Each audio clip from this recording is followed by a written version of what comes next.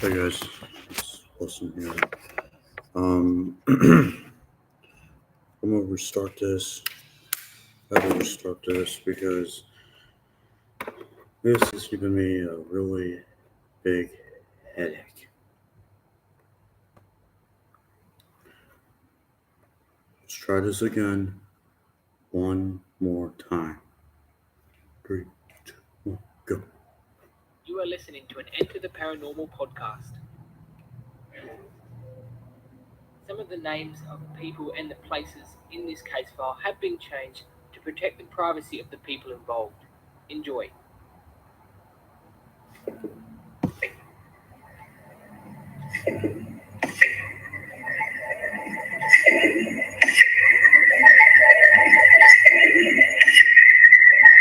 Vicky sat quietly on her bed, listening to the ambience of her home. It was completely silent. She could hear only the sounds of the house echoing throughout the hallway. It seemed that her parents had finally gone to bed. Good. Just what she was waiting for. Vicky slowly stood up from her bed, hoping that the floor beneath her feet wouldn't creak with every move that she made. But she was wrong. Okay. She tiptoed over to her bedroom door and shut it as quietly as she could. Switching on the light, Vicky then hurried back over to her bed. She bent down and reached underneath her bed for something. She felt around. Whatever it was that she was looking for, Vicky swore that she'd put it under her bed earlier. But suddenly, her hand nudged something.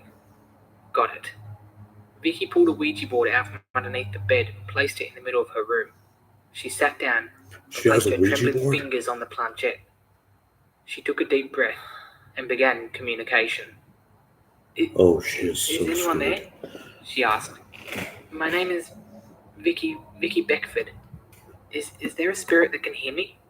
She sat in silence for just a few seconds before the planchette began to rattle. Then it began to move. It began to slide slowly upwards on the Ouija board. It was moving towards the word Okay. yes. Yes. And as Vicky sat in her bedroom alone, she began to realize that perhaps she wasn't alone at all. This was the evening that would mark the beginning of the Beckford family haunting. Oh boy. A nightmare that this family would experience for months. And this was also the beginning of a case for Ed and Lorraine Warren that would reveal to be extremely dark. A case that the Warrens would never forget. Oh boy. Ed Warren and Lorraine Warren. Everything and anything we had to penetrate. And then what I could hear is growling down in the cellar. We knew it was inevitable that there was going to be a tragedy. Paranormal presents The Warren Files. To the paranormal, shout out to them. G'day everyone and welcome to the very first episode of The Warren Files. My name is Liam and I'm your host and narrator of this show. Oh boy, I am very, very excited to finally be sitting down and getting the chance to make this podcast. It has taken me a very, very long time to write and perfect the episodes, the stories in this series. But I should start by introducing the show and giving you an insight into what you should expect, I guess. Now, if you don't know who Ed and Lorraine Warren are, I have released a small sort of special feature that goes into further detail about who the Warrens are. But to summarise it very quickly, Ed and Lorraine were paranormal investigators or demonologists who investigated some of the most, some of the most twisted, the scariest, the most famous cases in history. I watched The They're Conjuring, also the so I inspiration know for who the they Conjuring are. cinematic universe. And yeah, they are two of the most interesting people I've ever heard of. I absolutely love the stories from Ed and Lorraine. And so the Warren Files will dive deep into their darkest case files. Some that you may have heard of, and some that you may have never have heard of before. So I'm hoping I can give you guys some new kind of horror stories that you have never heard of before. And then I guess as your host and narrator of this show, I think that I should probably Shout out to introduce Liam. myself as well. My name is Liam. I'm a paranormal investigator from Western Australia. I've been a paranormal investigator since about 2017, I'd say, is when I really started getting into it. But like growing up, I never really had an interest in paranormal phenomenon. If you told me a ghost story, I kind of was like, nah, I don't want to hear it. I showed no interest in ghosts and haunted places when I was a kid. But my interest in that kind of thing really sort of started to peak back in around about 2016. Like many people, I discovered Ed and Lorraine Warren from the Conjuring films. So did I. In 2016, I can remember in 2013, watching the first Conjuring film, and I didn't think too much about it. Like, I never really liked horror films, and I still don't. So I forgot about The Conjuring, and I kind of just, moved on with my life. But then The Conjuring 2 came out in 2016, and I surprisingly really wanted to watch it. So I did, and it really sparked my interest. After seeing the film, I went home and I honestly did so much research Watched about The Ed and Lorraine Conjuring Warren. last year. I kind of watched the movie and was like, who are these people? Like, what is this Enfield case? I was so interested, in Enfield haunting and their involvement in this haunting. And I read so many of their case files. I did so much research about them, and I fell in love with these two incredibly interesting people. And my interest peaked from there. And I started reading about haunted places around Australia, and then I really started getting into haunted places around the world. And as I started reading more and more about haunted places and ghosts and demons and all that kind of stuff, I really wanted to give it a try myself, and try and investigate haunted places myself. So the following year in 2017, I moved to Perth in Western Australia, and that's when I really started getting into ghost hunting. I went out with a proper investigating team in 2017, and they really kind of showed me how it's done. It was absolutely incredible. And 5 years later, ghost hunting is just a hobby, so I don't do it as much as I would like to, but I absolutely love doing it. It is so incredible when you capture some sort of evidence in a haunted location. And of course, the history of these places as well is always exciting. But you can check out some of my investigations on YouTube if you just search for Enter the Paranormal. I've done quite a few, and I'm hoping to do more in the future. And as I did mention before, I'm not a big fan of horror movies, which is really strange because the Conjuring films are some of my favourite movies of all time. As I record this episode today, I'm sitting right beside a life-size Annabelle doll, which I've collected. In my study, I've got a poster of all three Conjuring films. I think they're fantastic stories. And I think seen the Annabelle one of the main films. reasons I love them as well is just because Ed and Lorraine Warren. But as for Ed and Lorraine Warren, I've got all their books, and still today I love reading about their experiences. I reread my books of theirs all the time. So I really wanted to start my own podcast about the Warrens, educating people on their experiences, their cases, and that the darkness that they have seen is definitely real. And as I've been prepping for this podcast as well, I've realised, and please correct me if I am wrong, there are no podcasts that focus just on Ed and Lorraine. There are podcasts which feature episodes about them, but that's about it. So I really wanted to start a podcast which focused just on the Warrens. So as for the Warren Files, I really wanted to kick off the show by focusing a lot on their smaller kind of cases that you wouldn't have heard of. People know of Amityville, you know of Annabelle, you know of Enfield, the Perrin family haunting, all of the stories that we've seen in the films. And don't get me wrong, I would definitely love to include them in the show, maybe in the second or third series, but for series 1, I'm giving you all new stories that will hopefully shock you, scare you, and really open your mind in terms of what to believe. And for the very first episode of the Warren Files, I'm wasting no time in jumping straight in. For the very first case file, I'm focusing on a terrified family plagued by a demonic presence. Get ready for the Beckford haunting. Every night, Vicky Beckford would wait for the silence in the house. She would lie in bed, waiting for the sound of her parents' bedroom door.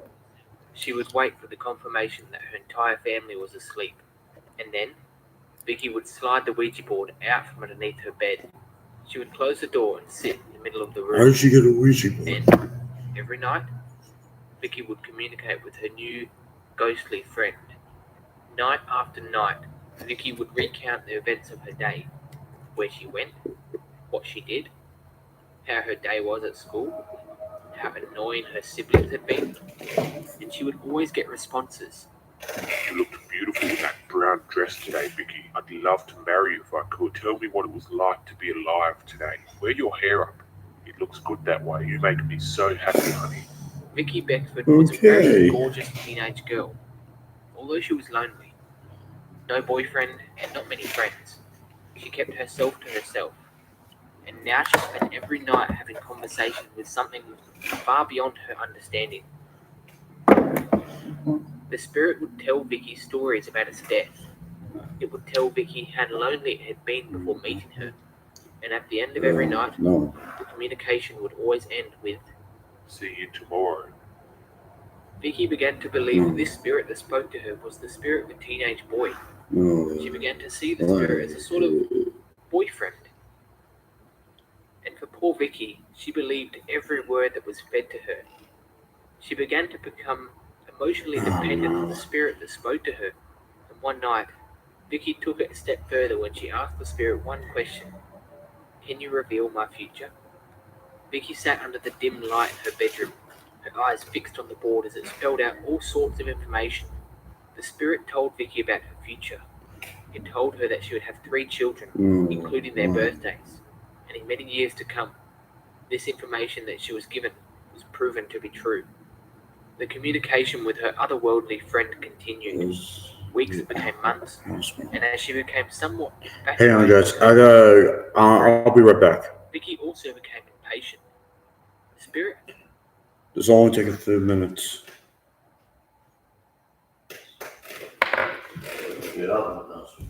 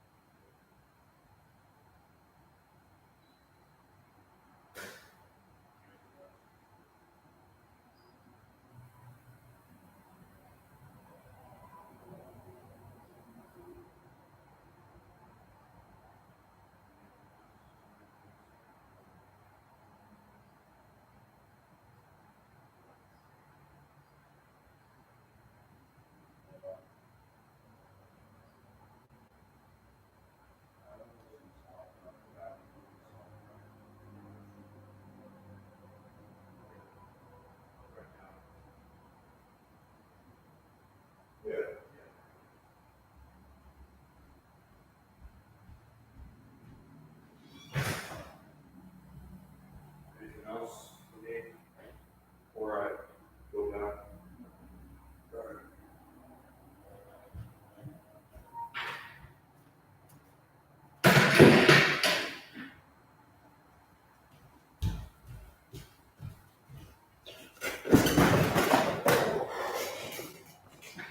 Alright, you guys, I'm back. Let's get this started again. Seen her, but Vicky had never seen the spirit. That's It was a late Saturday night in March. It had rained non-stop for hours and it was continuing on into the night. As her parents were heading to bed, Vicky lay wide awake in hers, waiting to hear her signal. There it was. She climbed out of bed, switched on the light, and slid the Ouija board out from underneath her bed. Vicky wasted no time in demanding what she wanted from the spirit, and what she wanted was to see her friend.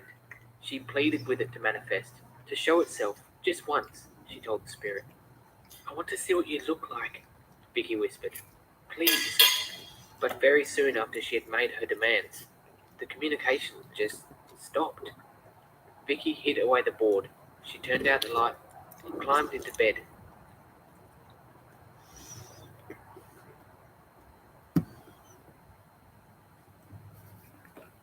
okay.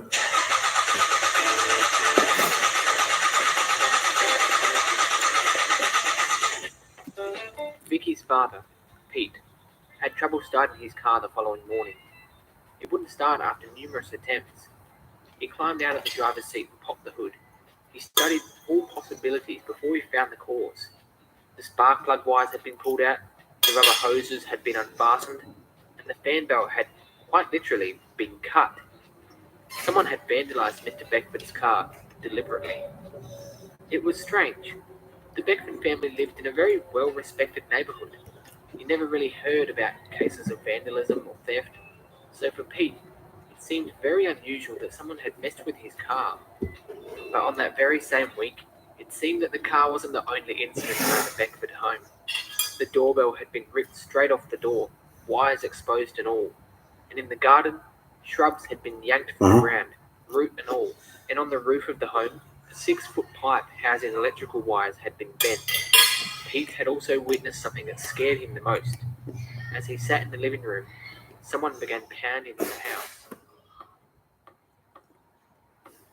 He raced out of the house, through the front door and onto the porch. He stared out across the yard, but there was no one. He searched the sides of the house and the back garden, but there was no one around. Meanwhile, for Vicky, she hadn't spoken to her spirit friend at night for quite a few days. Night after night, she attempted to contact the spirit, but the planchette would always immediately slide over to the word goodbye. For Vicky, the thought of her losing yet another friend really hurt. She had been rejected, again. But the idea of neighbourhood vandals targeting the Beckford family home began to die out in the second week. Late in the afternoon, Pete and his wife, Sharon, sat in the kitchen with their son Eric, questioning him about his friends. Perhaps they had something to do with what was going on. A silly prank gone too far, maybe? But all three of them heard a noise come from somewhere inside the house. Pete took the lead as they crept through the hallway, searching for what the loud noise could have been. Vicky's room? Nothing. The bathroom? Nothing. Nothing. The master bedroom? Nothing. Eric's bedroom? Well, Eric's bedroom. Pete discovered a It's a gaping sign. hole in the plasterboard It's wall. literally a sign. The jagged edges of the plasterboard were pointing inward. Whatever did this had to be done from inside the house. And on that same day, the smashed plasterboard wasn't the only occurrence.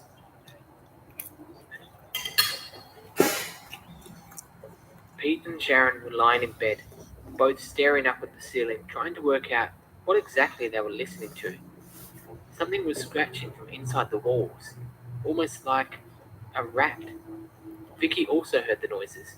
Eric too. Listening in the dark, Pete began to hear another noise. The sound of a board being pried from the floorboards. He leapt out of bed, ready for some sort of confrontation. "Pete!" Sharon shouted.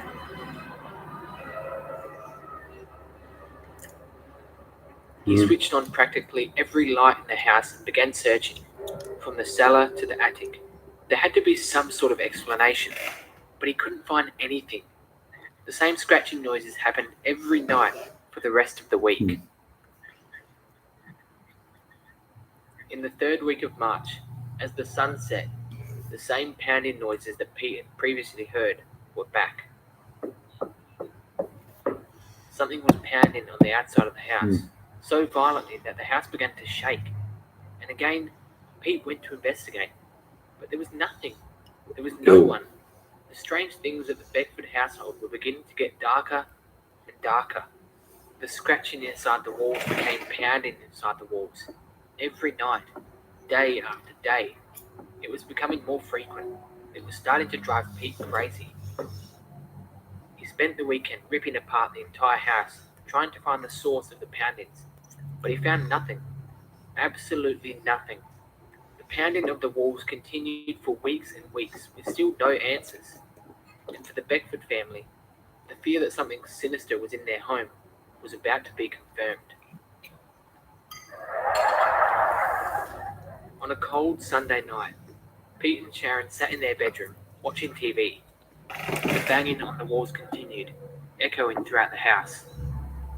As much as they were trying to ignore it, it was still very evident that something was wrong. Vicky and Eric sat on the floor at the end of their parents' bed. The Beckford children were too terrified to be left alone. But as the family laughed at the television and enjoyed this little moment, the darkness began. Literally. The bedroom lights began to turn on and off 3 times. And suddenly, the television went dead. It was now silent in the room. Pete pointed the remote and tried numerous times to switch it back on, but nothing. "What's happened?" Sharon asked. Her husband shrugged, still trying to fix the television. But right in front of them, the first sign of paranormal activity began to take shape. The Beckford family watched as the heavy wooden dresser began to levitate a few inches off the floor. Vicky's mouth fell open. Sharon began to tremble. They were terrified, yet they were in awe. They all watched as the dresser began to twist back and forth. Perfume and other bits and pieces fell from the dresser, some smashing onto the floor. And suddenly, it just stopped. The dresser was set back down onto the floor. Everyone was silent. They didn't know what to say. They didn't quite know what they had just witnessed.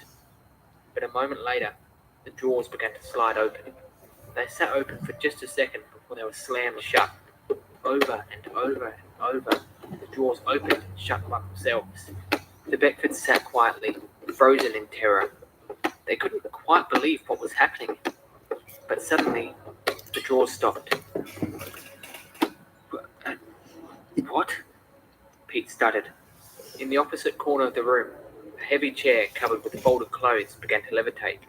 It tilted on its side, dumped the clothes, and then the chair fell straight onto the floor. Then, one after another, pictures began to rise from their hooks on the walls and float around the room. "Oh my God!" Sharon cried.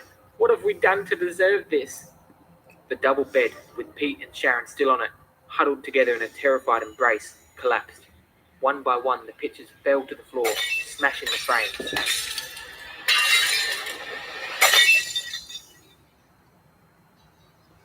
The room was silent once again. The Beckfords all sat still, waiting for their next installment of this terrifying ordeal. But there was nothing. No noise, no commotion. It was over. For now, anyway.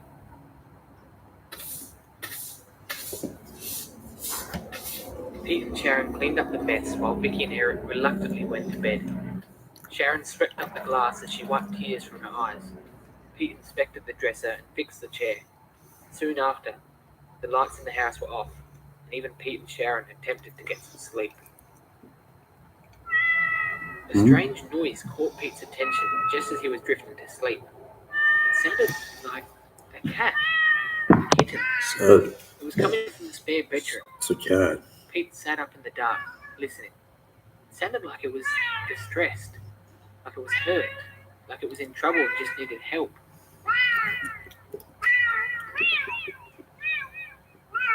He He listened for a few minutes before the sound began to change.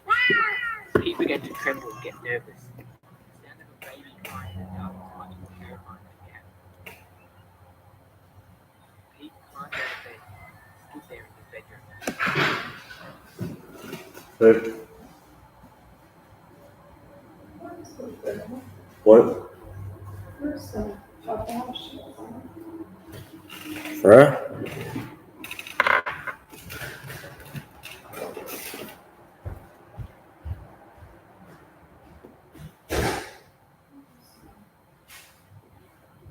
The cat? That's my computer. See cat sound effect, sorry. Alright, I changed the volume down. So.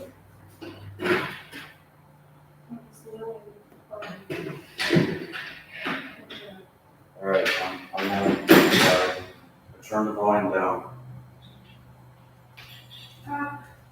What? Come on. Seriously?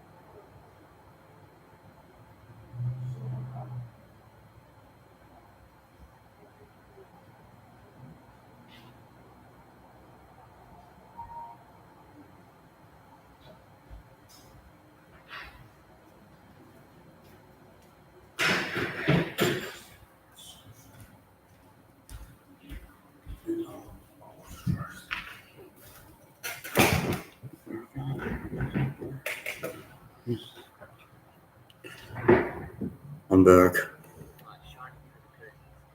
He wanted to go and check the spare bedroom, but something was telling him no. His instinct was telling him to avoid it completely. Then the scratching sound started again.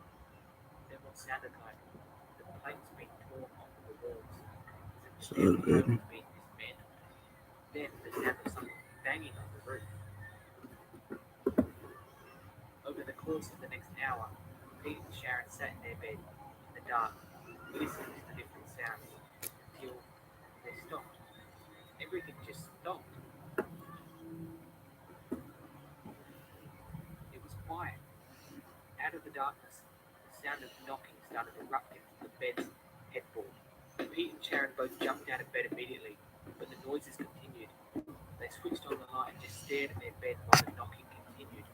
It seemed to be getting harder and harder. What the? Vicky screamed from her bedroom. Pete, without thinking, heard his daughter in distress and raced down the hallway. Vicky! He screamed, bursting through her bedroom door. Something was here! Vicky screamed. What do you mean? Pete shouted. Something was in the room with me, she screamed. He held his daughter in his arms, trying to calm her down. On the 1st of April, Sharon sat in the living room knitting. The sound of the rain on the roof was therapeutic. His brother heard that scratching on the walls. But it all changed so quickly. Sharon looked outside and noticed something very strange. It wasn't raining water. It was now raining rocks.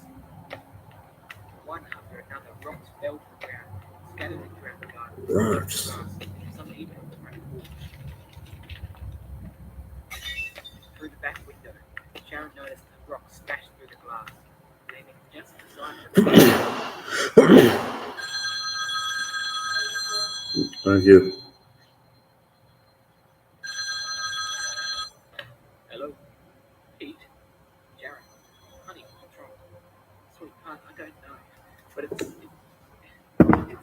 Rocks? What do you mean? I mean, rocks are falling out of the sky. Pete advised everyone to call the police and he would be home from work straight away. Two police officers stood on the front porch with Sharon, watching as the rock continued to fall. They too were stunned by what was happening.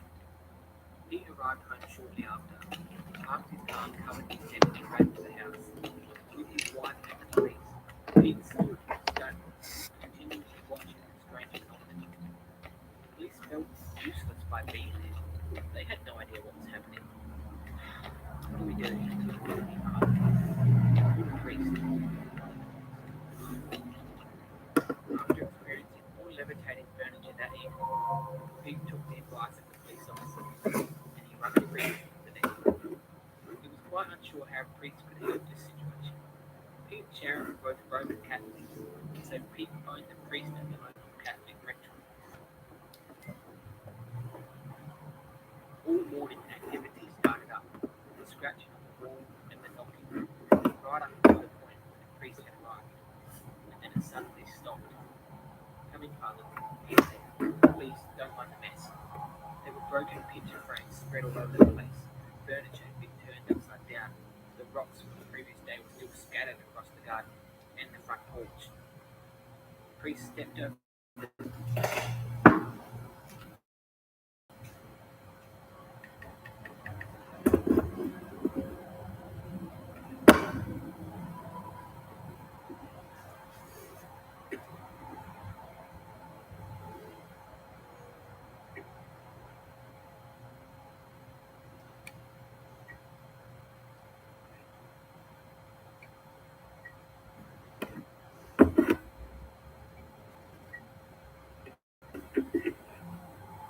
Pete returned to work the very next day, stressed and tired. Pete confided with a colleague, pouring his heart out. He explained everything, every strange detail.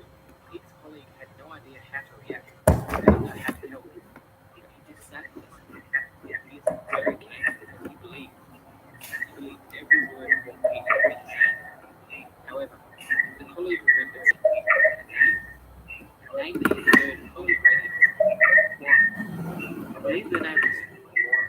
I remember hearing them on the radio talking about molest objects and clothes or stop rape going on or something like that. But look, Pete, I don't know how to get hold of these people, but I do think they may be your best bet. The conversation that Pete had had that day made an impact. Once he got home that evening, Pete spent some time in the basement. He unpacked a small statue of St. Anne and brought it upstairs. Would it work? He really hoped so.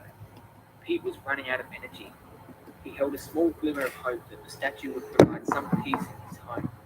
He placed St. Anne on the fireplace before switching off the lights and making his way upstairs to bed. But the peace in his home lasted just a few minutes. Pete and Sharon hurried downstairs. They switched on the lights and watched as the living room furniture levitated around the room. Shampoo bottles and soaps floated out of the bathroom and began spilling all over the floor. He held his wife as they both cowered on the staircase. Pete rushed over to the fireplace and found that the statue was no longer there. It was gone. He later found it hidden in the bathroom behind the toilet. Nothing seemed to be working, not even St. Anne. After more and more days of strange experiences that affected the entire Beckford family, everyone was tired. Pete had run out of ideas on how to fix the situation. There were no more options. As he stood at the kitchen window looking out, daydreaming, his eyes drifted towards the sign of a cross. Not too far from their home was a monastery retreat. The monks of the retreat mostly kept to themselves and were rarely seen in town. Pete sighed and rubbed his eyes. One last idea flooded his mind. The monks. They will have answers. They will know what to do. He made the short walk up the road to the monastery. Pete was greeted by a short, frail monk who greeted him with a welcoming smile. Pete sat and explained the situation to the monk before breaking down in tears. Please, he said, would you please come to my house and see what I'm talking about? The monk, without hesitation, agreed.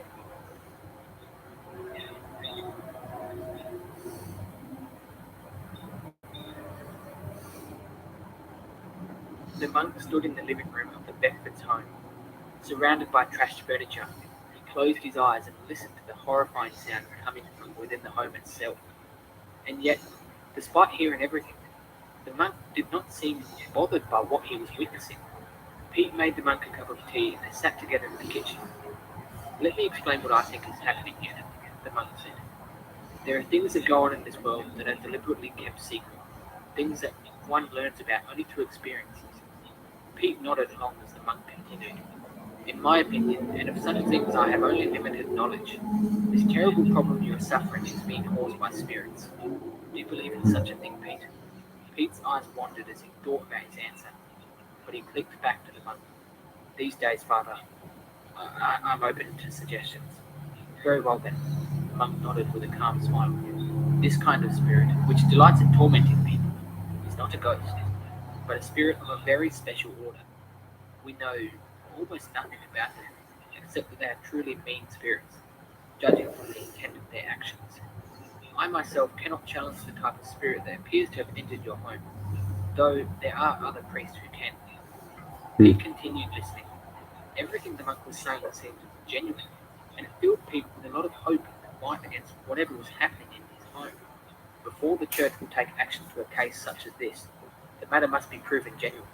"What is your opinion?" the monk asked. Pete shook his head and sighed.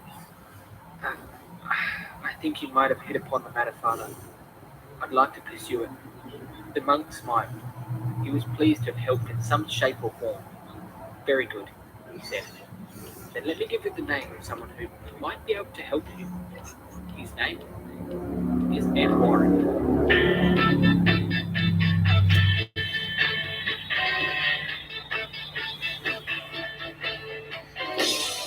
Ed and Lorraine Warren were on their way home after a 10-day speaking tour. They had delivered 6 lectures to 4 different states. They had appeared twice on television, appeared on a radio call-in show, interviewed by numerous student newspapers, paid a quick visit to a haunted house that turned out not to be very haunted at all. They were both exhausted, but glad to finally be returning home. Both Ed and Lorraine were looking forward to spending the Easter weekend with family, before packing their things and leaving again on Monday for another case. The Warrens wandered through the airport, slightly in a rush to catch their next flight. Ed dragging their bags behind them. Hand in hand, Ed and Lorraine were looking forward to getting home and seeing their daughter Judy. But back at the Warren household, a call from Pete Beckford was expected.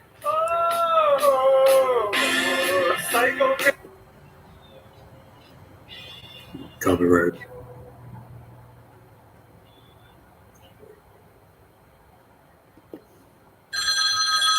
There we go. "You've called the Warrens. This is Judy Penny speaking." Judy Penny was a young woman who worked as a liaison with Ed and Lorraine when they were out of town. This time, her job involved taking care of Judy Warren and taking any calls and messages. Yes, hi," Pete Beckford muttered on the opposite end of the phone. "Is Ed Warren there?"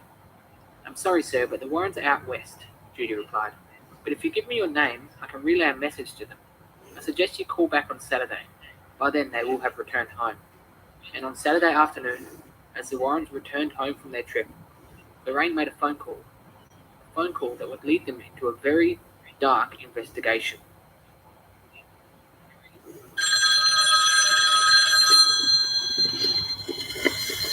"Hello, is this Mr. Beckford?" Yes. Yes, ma'am. "Oh, good. Mr. Beckford, this is Lorraine Warren." Pete was beside himself when he heard that name. He began to be overwhelmed, and Lorraine could sense how terrified this man seemed. After calming Pete down, Lorraine simply said, "Mr. Beckford, can you please explain your problem to me as specifically as possible?" And so he did. For the next half hour, Pete was on the phone with Lorraine Warren, talking non-stop about all the strange occurrences that had been happening around his home. Pete explained that he was fed up. He couldn't take any more of it. And as he was running out of breath, he offered to pay whatever he could to fix the problem. There was silence on the other end of the phone. For Lorraine, Mr. Beckford seemed full on, but she could hear the frightened nature in his voice. She quickly realized that something was going on. She could sense it. "Mrs. Warren?" Ed is involved with another case this Saturday, Lorraine finally said. But we will be able to come to your home tonight. Without hesitation, Pete agreed. It was Easter Sunday afternoon when Ed and Lorraine arrived at the Beckford home.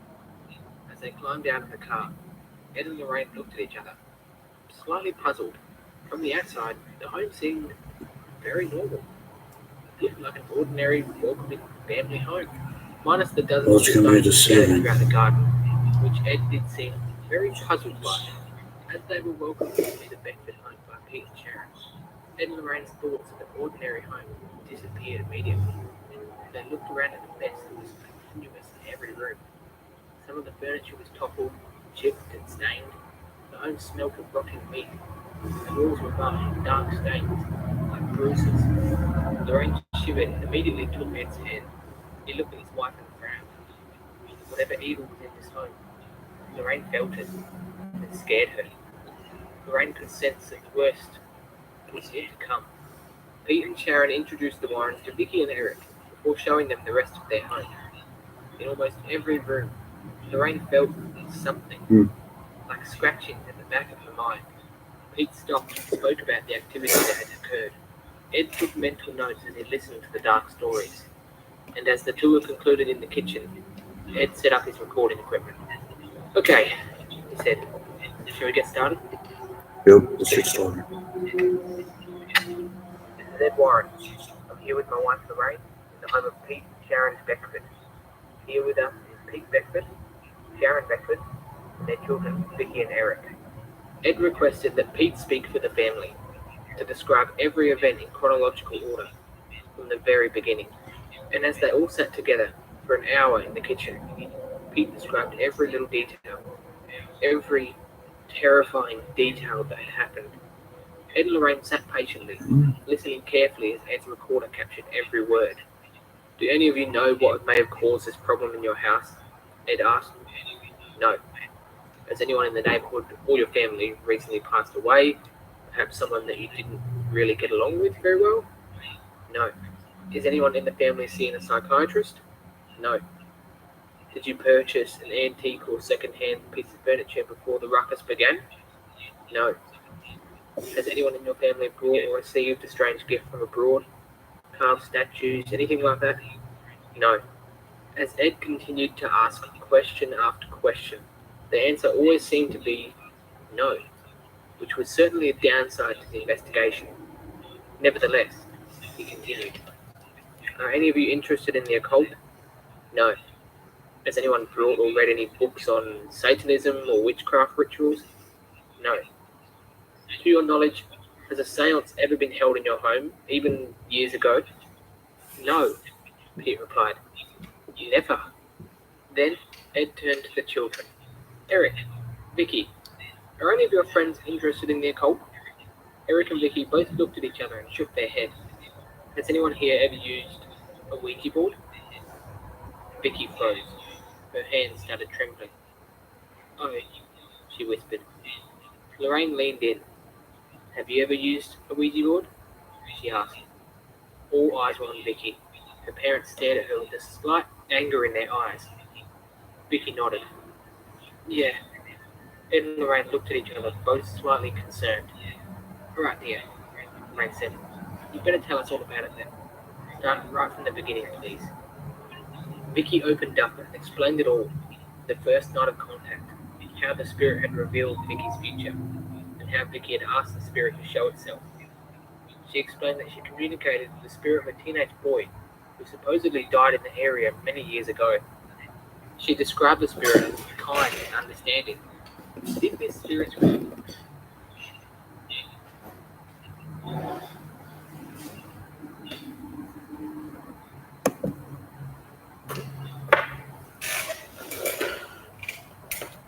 Okay.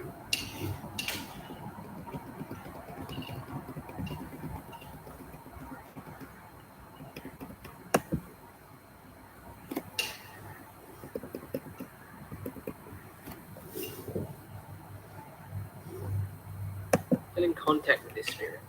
Lorraine asked. Vicky shook her head. I must have done something wrong. I've never been able to talk to him again after I asked him if he'd show himself to me that night. When was that night? Ed asked. Just a minute, Vicky said, standing up and rushing to her bedroom. March 2nd, she called back. And the activity began when? Ed asked. Pete's mouth dropped open. Oh my God. March 3rd. Ed and Lorraine shared a glance as Sharon began silently weeping. Ed began to explain demonic entities to the family.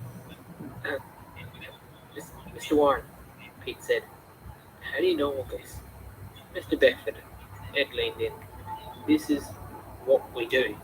This is what I've done all my life. I'm a demonologist. Oh my God, Sharon sighed. The interview ended shortly after. Ed and Lorraine stood outside on the porch, discussing the case amongst themselves.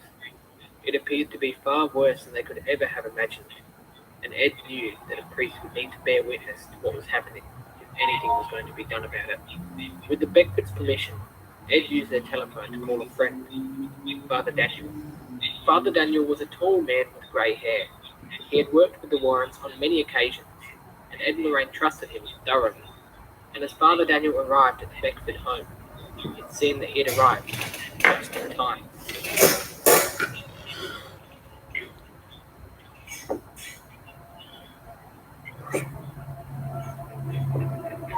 The pounding on the walls had started, so had the scratching.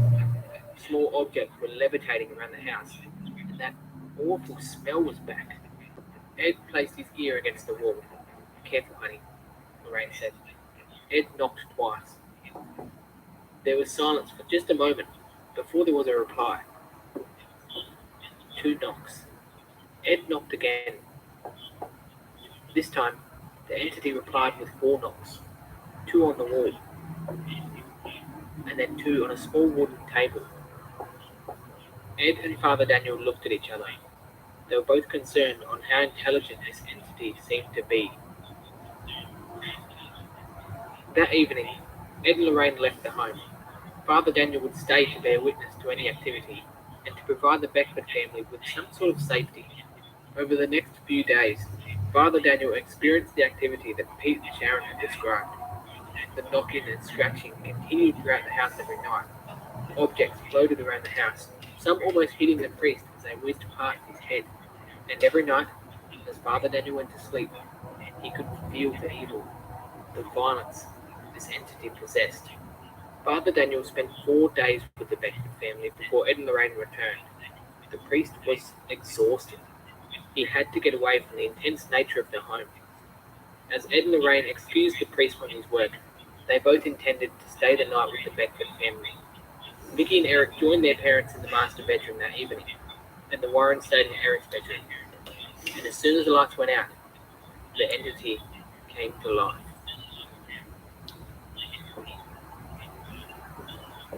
Ed and Lorraine sat in the dark, listening to the different sounds that echoed through the halls of the house. It was all so loud and so intense.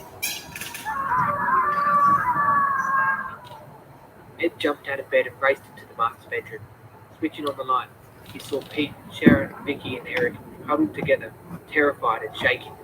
The Beckford family claimed to see a black figure morphing in the corner of the room, and it was moving towards them. Holding his rosary beads in his hand, Ed searched the room. Eric, Ed said, go into your room, please, and stay with Lorraine. Without hesitation, Eric leaped from the bed and rushed into his bedroom. In the name of the Father, the Son, and the Holy Ghost, I demand that you reveal your identity, Ed shouted, making the sign of the cross in the air with his hand. In the name of Jesus Christ, are you a demonic spirit? And with that, the double bed, holding Pete, Sharon, and Vicky, levitated into the air. The wooden dresser flew across the room, just missing Ed as he dived to the floor. The wooden dresser smashed into the wall. In Eric's bedroom, he sat on the end of the bed, sobbing. As Lorraine leaned over to comfort him, Eric began to levitate in the air. Ed! Lorraine screamed.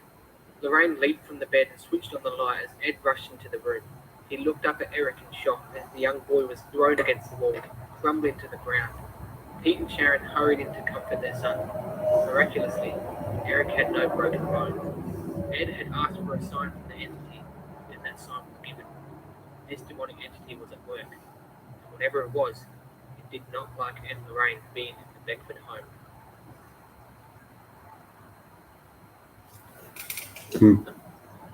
The Warrens stayed with the Beckford family longer than they had planned.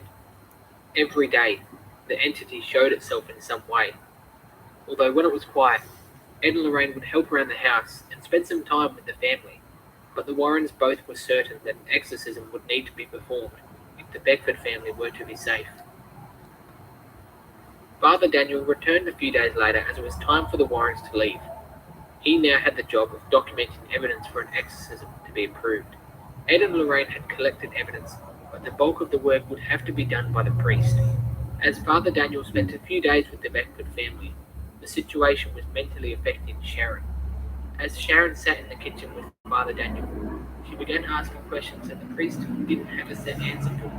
"Father, if this is the devil at work," Sharon said, "then where is God? We attend church every Sunday. We have built a good home and raised our children to love and respect. Is it just for our whole home to be destroyed because our daughter used a Ouija board?" Father Daniel took Sharon's hands in his as she began to cry. He had no answer for her question. Instead, he replied with a chapter from the Bible. "Let there not be found among you anyone who immolates his son or daughter in the fire, nor a fortune teller, soothsayer, charmer, diviner, or caster of spells, nor one who consults ghosts and spirits, or seeks oracles from the dead. Anyone who does such things is an abomination to the Lord." Father Daniel sympathized with Sharon. He gave her a gentle smile as she cried quietly.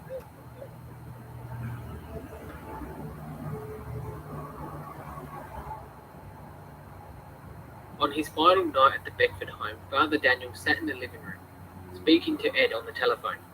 As they spoke about the family, Father Daniel watched as his rosary beads floated out of his bag. He watched them turn left, drift down the hallway, turn left again into the kitchen, and wrap themselves around a kitchen chair in a gesture of strangulation, a terrifying notion for Father Daniel to witness. But for Ed, that was the last straw. Ed and Lorraine met Father Daniel at a restaurant that was just a short drive from the Beckfords' home. The Beckfords were nowhere to be found that morning. They weren't home, but Pete had given Father Daniel a spare key to the house. From the restaurant, Ed, Lorraine, and Father Daniel returned to the Beckfords' home. As Ed unlocked the front door, it looked as if vandals had been inside. Furniture, pictures, lamps, books, chairs were all thrown around the living room. And the smell. Ed felt that it was safer for him to enter alone. Lorraine and Father Daniel reluctantly waited beside the car. As Ed walked through the home, he became more and more uncomfortable. In the kitchen, food had been thrown all over the place. The refrigerator had been emptied and almost destroyed.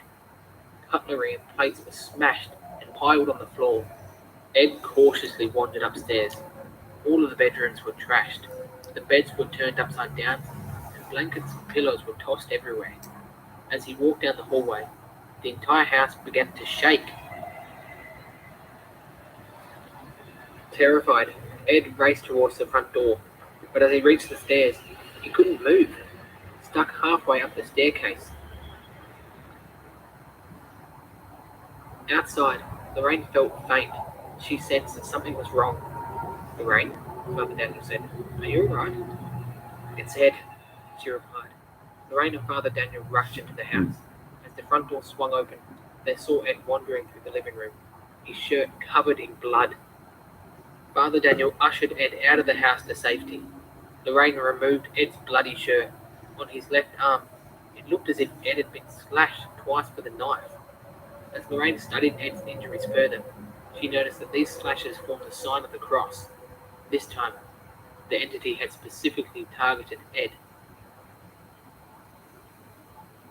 As the Beckford family returned to their home, everything was tidied as the Warrens prepared to stay for a few days. Ed had bandaged his arm, and it slowly healed over time, but the entity continued to torment the Beckford family while the Warrens were around. It seemed to be getting more and more frequent. On that Sunday, Father Daniel phoned the Beckfords with some good news. exorcism had been approved. An exorcist named Father Rourke had been assigned to the case. Ed had worked with Father Rourke once before, and he had complete confidence in what the father could achieve. The news of the approval gave the Beckford family a lot of hope. It was a good sign. The days leading up to the exorcism brought a lot of activity from the entity, but the Beckfords remained hopeful that it would all be over very soon. It was 10:30 on that Wednesday night. Lorraine was in the hall when the doorway to the living room began to brighten. It was very bright, almost blinding, like sunshine was blasting through. Lorraine couldn't look directly at the light. Was this a positive sign? The demonic does not arrive in rays of light. Ed and Pete were in the living room. They both turned around slowly and they too saw the bright light. But as they stared at it, squinting their eyes, they noticed a figure emerging. Lorraine entered the living room, standing just a few places from Ed and Pete. The three of them all cautiously watched the figure emerge from the light. It seemed to be a woman, an older woman. Although she was complete only from the waist up. Was this nothing but a ghost? Lorraine couldn't sense anything from this figure.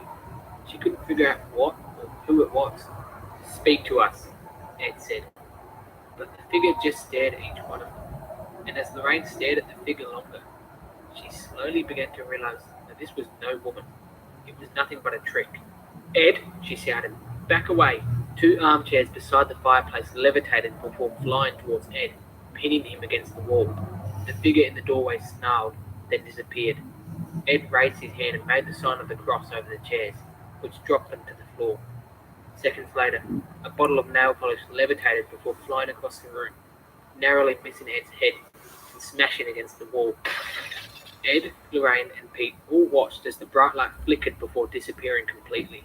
It was only 12 hours to go until the exorcism would occur, and it seemed that the entity in the home was not going down without a fight.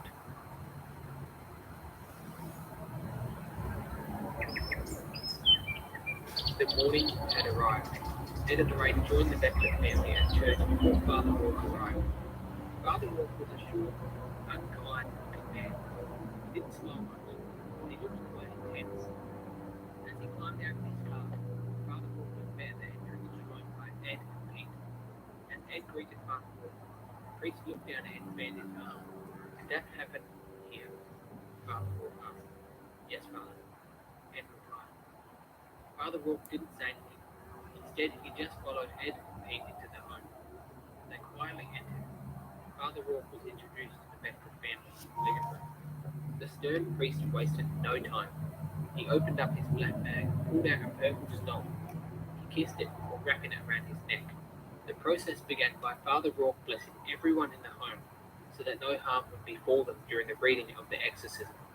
He blessed each person, Ed and Lorraine, then Pete, then Sharon, and then Eric. As Father Rourke reached Vicky, he looked at her in a disapproving manner. "Are you Vicky?" he asked. "Yes, Father," she replied. "Father Daniel told me about what you've done here," Father Rourke said. Vicky instantly became embarrassed by the priest's tone as she struggled to fight back tears. "Vicky," Father Rourke said, "did you will this terrible thing to happen to your family?" "No, I didn't," Vicky shouted. She wiped tears from her eyes and composed herself. "No, Father, it was an accident," she said. "The church considers what you've done to be a sin. Do you know that? Have you asked the Lord for forgiveness?" "Yes, Father." "Good," Father Rourke replied as he blessed Vicky. "It is necessary that we understand each other." Vicky felt guilty. She felt shame. Was she to blame? She certainly thought so. But she certainly did not mean for this to happen. Father Rourke began to walk around the room as the exorcism began. He read partly in English and partly in Latin, prayers and pronouncements, and commanded the invading spirits to leave. It took Father Rourke over an hour to read the entire ritual, and during the entire hour, there was nothing unusual happening throughout the house. The only thing that could be heard was the sound of the priest's voice. In Father Rourke's eyes, it seemed as if nothing had even happened in the Beckford home. There was nothing but silence as Father Rourke studied the environment. He was preparing himself for the conclusion of the exorcism. He took a deep breath and began shouting throughout the home. I command thee, thou unclean spirit, O serpent of old, by the judge of the living and the dead, by the creator of the world who hath the power to cast into hell, tell me thy name, or give some sign, and depart forthwith from this house. Again, nothing was happening. Father Rourke stood, silent. The Beckfords were all silent. Ed and Lorraine looked at each other worriedly. Lorraine shrugged as Ed took her hand in his and squeezed it tight. I enjoin you under penalty, every unclean spirit, each devil part of Satan, be gone in the name of God. Yield to God. It is not men you are disobeying. God the Father commands you. God the Son commands you. God the Holy Spirit commands you. Hear, therefore, and fear Satan, enemy of the human race, source of death, root of evil, seducer of men, cause of discord, creator of agony. Behold the cross of the Most High God. I command thee, obey and be gone. Tell me thy name, or give some sign, and depart from this dwelling. Sharon Beckford pointed to the fireplace. There, by the fireplace. Black masks began to form beside the bed. Everyone turned to look. It had two horns. It stood at least 7 feet tall on cloven feet, and it had a large, twisted tail. At the very same time, the temperature in the room dropped drastically. It was suddenly freezing cold, and the smell of rotting flesh wafted in the air. Father Rourke tossed holy water at the beast. Be gone in the name of God! The entity vanished entirely, but the devil immediately showed itself in another form. The blood-red face of the devil burnt itself into the beige carpet on the floor. Father Rourke, startled by this terrifying image, fell backwards as he tossed a few drops of holy water onto the carpet. It fizzled away and disappeared, leaving a bright pink ring on the floor. Whatever sign the priest had requested, the entity certainly delivered. The sign of departure having been shown to us, I command the safety of these people, the Beckfords, and their dwelling into your hands, Lord. Hear us, and hear their prayers. Deign them to live in peace and contentment from this day forward. In the name of the Father, the Son, and the Holy Spirit. Amen. That night, the Beckford family enjoyed their first night in a very long time, without interruption from something otherworldly. The very next day, Ed and Lorraine Warren left the Beckford family. They stayed in touch following the exorcism, checking in now and then to make sure that the entity had completely left their home. And for Vicky Beckford, a lesson was learned. Don't make friends with the dead. So after the exorcism in their home, life for the Beckford family slowly returned to normal. But the damage that happened to their home, the furniture, the rugs, the mattresses, the cars, amounted to well over $5,000, which, doesn't seem like a lot of money nowadays. But back in the 70s was a fair amount of money. The Beckfords continued to live in the home after the traumatic events. And for Vicky Beckford, she went on to get married and have 3 small children, just as it was predicted. If you did enjoy this very first case file, though, please stick around because I'm going to be diving deeper into the case files of Ed and Lorraine Warren. And believe me, you ain't seen nothing yet. You can follow me on Instagram at Enter the Paranormal. Please subscribe, follow, whatever it is, where you are listening, and please give the show a rating if you enjoyed the very first episode. The Warren Files will continue next week with another dark case from the files of Ed and Lorraine Warren. Next week, I'm diving into the world of true crime as we dive into a truly terrifying homicide case, where the detectives needed one simple thing to solve the case: Lorraine Warren. My name is Liam. I hope you enjoyed the very first case file, and I'll see you guys next time.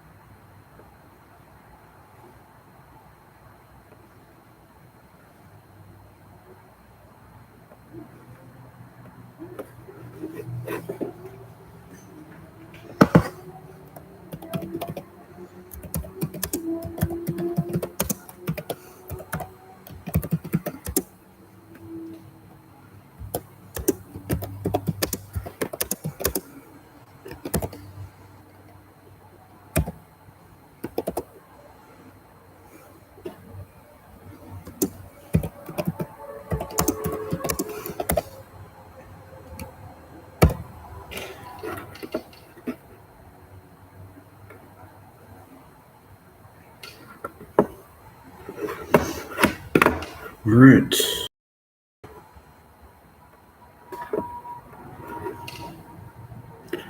Like this video, please like and subscribe. Follow me on Twitch.